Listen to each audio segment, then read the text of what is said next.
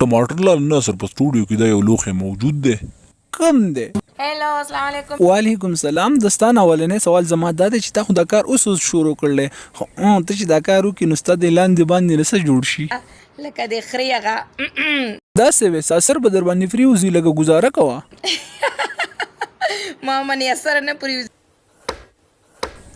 ښه خیال کوه څوک ورته غزار نه شي.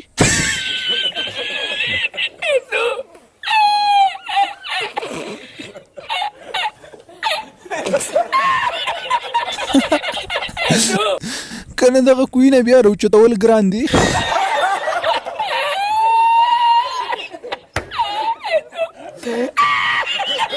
ټماټر لاله بیا ورته ووایي که چې موږ سره هم لږه ګزاره وکړي. نو بیا ما ته ووایې چې دې سره میلاو شی دی به ما سره میلاو کړي. لکه شړشمګوله قلار شه دا شه دومره ما ته ټینګ نه ښکاري. پدیم کوي او خامخا نو ستا شاګرده ده دا لوبې خو به کوي.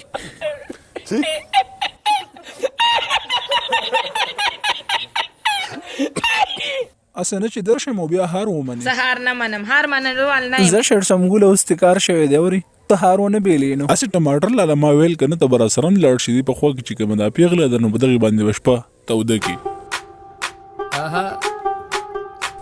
شړشمګوله ستا خو دی بیخو باسه دا خو کوني دی ته خو ولاړ بش ګته کېږي.